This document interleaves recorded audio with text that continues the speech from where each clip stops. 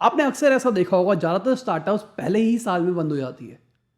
Idea होता है, अच्छी टीम होती है, फिर भी फ्लॉप हो जाती है। तो आज हम ऐसे 10 पॉइंट्स के बारे में बात करेंगे जिसके चक्कर में स्टार्टअप फेल होती है।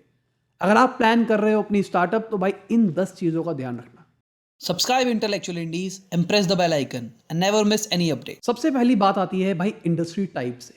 हमने जो इंडस्ट्री चुनी है, क्या वो इंडस्ट्री सही है या फिर वो इंडस्ट्री गलत है। मैं एग्जांपल देता हूं, आपको पता होगा मैं मार्केटिंग हेड था एक ई कॉमर्स कंपनी का। तो वहां पे मैंने रियलाइज किया कि भाई इतना गंदा होता है ई कॉमर्स के अंदर। तो हम जब एक कंपनी से प्रोडक्ट खरीदते हैं तो वो प्रोडक्ट हमको 4800 रुपए का पड़ता है, मतलब 4800 का पड़ता है, और अमेजोन उसको 4100 का अपनी साइट के ऊपर बेच रहा है।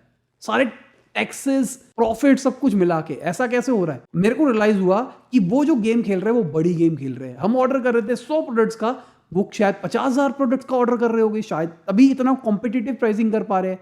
हो सकता है उनके पास बहुत सारा फंड पड़ा है जिसके चक्कर में वो मार्केट को खत्म कर रहे हैं ताकि कोई नया ई कॉमर्स खड़ा ही ना हो पाए उसके कंपटीशन में। और इसकी सबसे बड़ी पॉसिबिलिटी ये भी है कि भाई वो अपने लॉजिस्टिक की कॉस्ट को जीरो लेके चल रहे हैं। जितना लॉजिस्टिक लग रहा है वो मान के चलते हैं वो अभी लॉस ही है हमारे लिए। तो बहुत सारे फैक्टर्स थे जिसके चक्कर में मैंने रियलाइज किया कि भाई ई कॉमर्स इंडस्ट्री, अगर मैं अमेजोन, फ्लिपकार्ट के कंपीट करना चाहता हूं तो भाई मैं फ्लरिश नहीं कर सकता, क्योंकि मेरे पास उतने फंड नहीं है जितने उनके पास है। मैं उनसे कितने टाइम तक लड़ूंगा? 1 साल तक, 2 साल तक, उसके बाद सारे फंड्स खत्म और मेरा हो जाना बंटाधार, जैसे बहुत सारी कंपनियों के साथ हुआ है। अब यहां पे दूसरा पॉइंट आता है कि भाई मेरा बिजनेस मॉडल ही फॉल्टी है। मुझे लगता है कि मैं अगर ये काम करूंगा तो मैं प्रॉफिटेबल रहूंगा, पर अगर मैं ओवरऑल कैलकुलेट करके चलता हूं तो भाई मैं तो लॉस में हूं। एग्जांपल लेके चलते हैं, एक हमने फैक्ट्री लगाई, हमको एक प्रोडक्ट की कॉस्टिंग आ रही है 90 रुपए।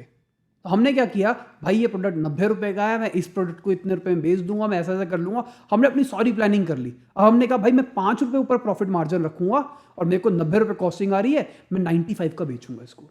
अब मैंने अपनी सारी जो पैकिंग थी वो सब कुछ छपवा ली, हर जगह पे ब्रांडिंग कर दी, हर जगह बता दिया भाई मेरा प्रोडक्ट 95 रुपीज़ का पड़ता है। और बाद में पता लगता है जो मैं रॉ मटेरियल मिला रहा हूँ भाई उसका कॉस्ट फ्लक्चुएट करता है। स्टार्टिंग में 60 रुपए था जब मैंने कैलकुलेट किया था, अब उसका 110 रुपए रेट हो चुका है। तो क्या मैं अपने प्रोडक्ट का प्राइस बढ़ा सकता हूँ? क्योंकि मैंने पहले ही 5 रुपए प्रॉफिट के ऊपर सोच के चला था और हर जगह पे मैंने ब्रांडिंग कर रखी है 95 95 95। या फिर भाई जब मैं कैलकुलेट कर रहा था अपनी कॉस्ट, उसके अंदर मैंने कुछ कैलकुलेशन एरर कर दिए। उसके अंदर मैंने ना रेंट लिया, ना एम्प्लॉय की सैलरी ली, मैंने कुछ चीजें नहीं ली। तो मोटा मोटी बात यह है, हमको भाई अपने बिजनेस मॉडल को बहुत सॉलिड बनाना है अगर हम चाहते हैं हमारा स्टार्टअप कभी फेल ना हो। बहुत सारे ऐसे बिजनेस मॉडल्स हैं जो सेल्फ सर्वाइविंग है, अपने आप चले जा रहे हैं, अपना पैसा आता रहेगा। जैसे मैंने आपको बताया है ट्रिवागो का बिजनेस मॉडल, पैसा आता ही रहेगा। अब यहाँ पे तीसरा पॉइंट आता है मार्केटिंग मायोपिया। इसके ऊपर मैं वीडियो बना चुका हूं, पर मैं आपको समझाता हूं कि मार्केटिंग मायोपिया कैसे। हम सोचते हैं कि भाई मैंने जो प्रोडक्ट बनाया ना ये कंज्यूमर के लिए ऑप्टिमम प्रोडक्ट है, सबसे बढ़िया प्रोडक्ट ये है। हम कह रहे हैं कि भाई मैं तो पेजर बनाऊंगा आज के जमाने में। अगर आपको ना पता हो, पेजर होता था मोबाइल फोन से पहले के जमाने में, उस टाइम सिर्फ मैसेजेस आते थे उसके ऊपर।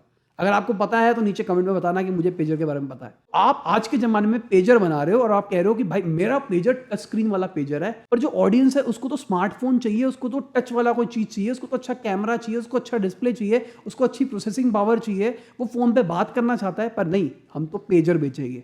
बिजनेस खत्म और आप बन जाओगे नोकिया, जैसा नोकिया के साथ हुआ था पहले कांड। अब इसी के अंदर से एक और पॉइंट निकालते हैं। हमारा ना जो फीडबैक सिस्टम है वो बहुत वीक है।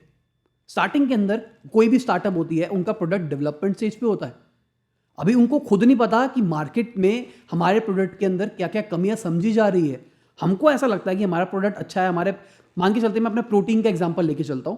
हमको लगता है हमारे प्रोटीन का टेस्ट अच्छा है, हम इसके अंदर जो प्रोटीन की क्वालिटी मिला रहे हैं वो बहुत अच्छी है, जो इसके अंदर चॉकलेट फ्लेवर है बहुत अच्छा है, हमको लगता है। और जब तक हम कंज्यूमर से फीडबैक नहीं लेंगे, जब तक जिसने हमारा प्रोडक्ट खरीदा है हम उसको फोन करके नहीं कहेंगे सर आपने इस डेट को हमारा प्रोडक्ट लिया था, आपको कैसा लगा? क्या आपको लगता है कि इसमें कुछ चेंजेस आने चाहिए? क्या आपको इसके अंदर टेस्ट के अंदर कुछ चेंज चाहिए? तो जब आप फीडबैक लेते हो तो आपका कंज्यूमर आपके साथ बन जाता है। शायद वो मेरा प्रोडक्ट पहले लेता या ना लेता, और उसको मैंने कॉल करी और उसका सजेशन लेके मैंने अपना प्रोडक्ट डेवलप किया और उसको बोला कि थैंक यू, आपकी वजह से हमारे प्रोडक्ट में इंप्रूवमेंट आई है।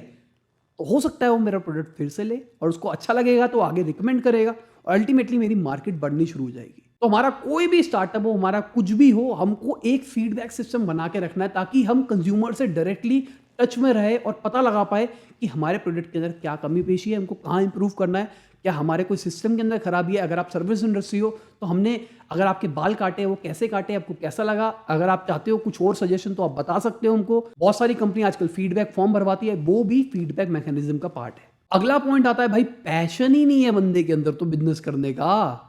उसके पापा बिजनेस कर रहे थे और उसके ना 2-3 जो अच्छे दोस्त है ना वो बिजनेस करते हैं, तो उसने कहा भाई मेरे को भी बिजनेस करना है। अब क्या करा जाए भाई, मैंने ना देखा है कि ना गो डैडी ना वेबसाइट बनाता है 100 रुपये में, 1000 रुपये में, जितने रुपये में भी। तो उसकी ऐड देखी, भाई पापा का बिजनेस है, इसको मैं ऑनलाइन करूंगा और उसको बढ़ाने की कोशिश करूंगा। क्यों करूंगा? क्योंकि मेरे दोस्त करते हैं इसलिए मैं करूंगा। मेरे को उस इंडस्ट्री के बारे में कुछ भी नहीं पता, मेरे को कोई एक्सपीरियंस नहीं है, पर भाई मैं तो बिजनेस करूंगा।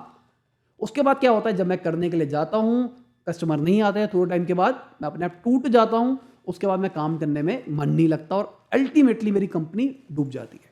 इसी के साथ एक और चीज़ आती है, भाई हमारे पास तो स्किल ही नहीं है जो हम काम करना चाह रहे हैं।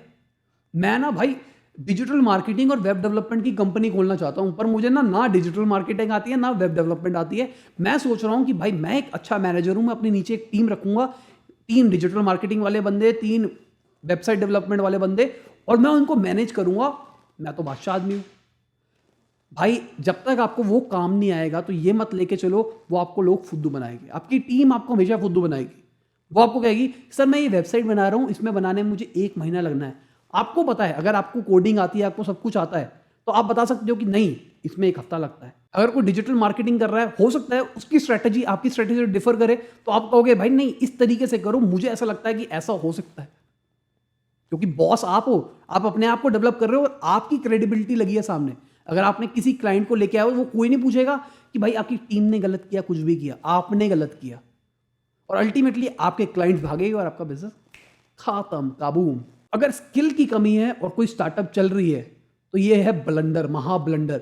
बाकी सारी चीजें तो ठीक है, मैं कहूँगा पैशन वाली चीज भी ठीक है। अगर आप में पैशन नहीं है, आप स्टार्टअप चला रहे हो एक बार को ठीक है, पर आप में स्किल नहीं है और आप स्टार्टअप चलाने की कोशिश कर रहे हो तो भाई बेवकूफ हो आप। अब हमारा अगला पॉइंट आता है, भाई हमारी टीम ही खराब है। हमने क्या किया, हमने अपने चाचा के लड़के को, मौसी के लड़के को और हमारा जो स्कूल का बेस्ट फ्रेंड था उसको रख लिया अपनी टीम के अंदर, क्योंकि ना हमारी अंडरस्टैंडिंग अच्छी है और हम ना अच्छा बिजनेस कर सकते हैं। हाँ भाई अंडरस्टैंडिंग होनी जरूरी है एक बिजनेस के अंदर, पर एक स्किल सेट भी होना चाहिए। मान के चलते मुझे डिजिटल मार्केटिंग आती है पर मुझे सेल्स नहीं आती, मैं रोड पे घूम के क्लाइंट से पिच नहीं कर सकता, मैं उनसे बात नहीं कर सकता। तो क्या मुझे अपनी टीम में ऐसा बंदा चाहिए जिसको डिजिटल मार्केटिंग आती हो, या फिर जो मुझे नहीं आता वो चीज़ कर पाए? मेरे पास सारे मार्केटिंग के स्किल्स है, और मुझे एक ऐसा बंदा चाहिए जिसको फाइनेंस का आता हो, जो मेरी जीएसटी फाइलिंग कर पाए, जो मेरी टैक्सेशन देख पाए, जो बाकी चीज़ें देख पाए, जो मुझे टैक्स बचाने में हेल्प करे। क्योंकि हर बंदे को सारी चीज़ें नहीं आती होती। तो हम क्या करते हैं, अपने चाचा के लड़के और भाई एक अपने बेस्ट फ्रेंड को उठा लेते हैं कि भाई आजा मेरा काम कर, कर करके हम सीख लेंगे। कर करके सीखने के चक्कर भाई हमारा टाइम, पैसा सब कुछ खराब हो जाता है और अल्टीमेटली हमारी कंपनी फुस हो जाती है। तो जो टीम बनानी है वो हमको टीम ऐसी बनानी है जो कि हमको कॉम्प्लीमेंट करे। मुझे एक स्किल आता है, दूसरे वाले को दूसरा स्किल आता है, तीसरे वाले को तीसरा स्किल आता है, हम सब मिलकर एक आइडल टीम बन सकते हैं। अंडरस्टैंडिंग होनी जरूरी है, मैं ये नहीं कहता कि अंडरस्टैंडिंग नहीं होनी चाहिए, पर एक दूसरे को कॉम्प्लीमेंट करना ज्यादा जरूरी है। अब अगली बात आती है भाई cash burn rate. Cash burn rate का मतलब होता है कि मुझे 1 महीने को अपनी कंपनी को रन करने के लिए कितना पैसा चाहिए। मैंने जो अपनी बिल्डिंग किराए पे ले रखी है, बिजली का खर्चा कितना आता है, एम्प्लॉयज़ की सैलरी कितनी जाती है, मार्केटिंग कॉस्ट कितनी आती है, फलाना चलाना, सबका टोटल कितना है। मान के चलते हैं मेरे पास 10 लाख रुपए पड़े हैं और मेरी जो बर्निंग रेट है वो है 1 लाख रुपए महीना, तो मेरी कंपनी सिर्फ 10 महीने ही चल सकती है। तो हमको इस चीज़ को दिमाग में रखना जरूरी है कि भाई मेरी बर्निंग रेट इतनी है, मैं 10 महीने के अंदर अंदर मुझे अपनी कंपनी को प्रॉफिटेबल करना है, वरना जितना पैसा लगाया वो भी खत्म हो जाएगा। और अगर आपने बिजनेस मॉडल बना लिया और आपको अभी तक नहीं पता आपकी बर्निंग रेट कितनी है और मतलब कितना महीने के अंदर खर्चा होने वाला है, भाई मैं तो शुरू करूंगा, उसके बाद देखूंगा कितनी बर्निंग रेट आएगी। कंपनी फ्लॉप होने वाली है भाई, जितना पैसा लगाया सारा डूब जाएगा। अब सबसे आखिरी पॉइंट आता है, मतलब इस पॉइंट के अंदर 2 पॉइंट है। सबसे पहला पॉइंट ये है भाई आप फंडिंग रेज ही नहीं कर पाते हो।